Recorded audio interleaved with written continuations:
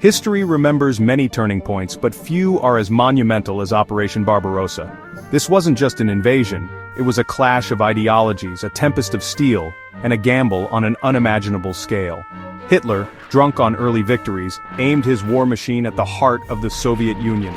3 million men, a mechanized legion the likes of which the world had never seen, surged across the border. Their objective to crush communism and seize the vast resources of the East. The world held its breath. Could Stalin's Red Army, beset by purges and still reeling from the Winter War, withstand such a force? The answer, as the world would soon discover, was far from certain. The initial onslaught was nothing short of breathtaking. German panzer divisions, spearheaded by the legendary Tiger tanks, tore through Soviet lines. Hitler's gamble was audacious, predicated on a swift and decisive victory. He believed the Soviet state to be a rotten structure, ready to crumble under the weight of the Wehrmacht. He envisioned capturing Moscow before winter's icy grip could cripple his advance. The plan, codenamed Operation Barbarossa after the red-bearded Holy Roman Emperor, was ambitious to a fault. It called for a three-pronged assault Army Group North driving towards Leningrad, Army Group Center striking at Moscow, and Army Group South pushing for the oil-rich Caucasus. Initial successes seemed to vindicate Hitler's confidence. Soviet resistance was quickly overwhelmed, and the Germans advanced hundreds of miles in the first few weeks. But the Soviets were not finished.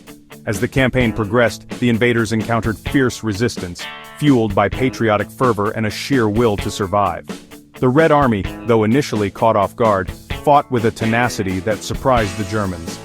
The vast distances of the east, which Hitler had miscalculated, worked against the invaders. Supply lines became stretched, and the Red Army, using its knowledge of the terrain, launched a series of counterattacks. Then came the Russian winter, an enemy more formidable than any army. Temperatures plummeted, turning the battlefield into a frozen hell.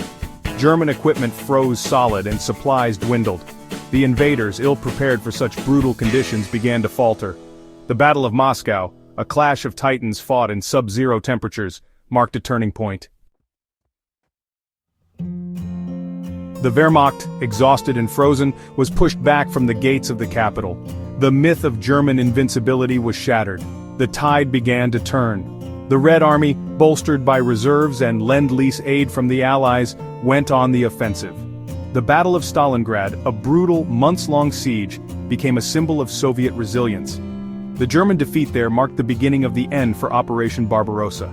What began as a blitzkrieg had become a war of attrition, one that Germany, despite its early victories, could not win. The invasion of the Soviet Union, Hitler's colossal gamble, had failed. It cost millions of lives, left scars across the landscape of Eastern Europe, and ultimately paved the way for the downfall of the Third Reich.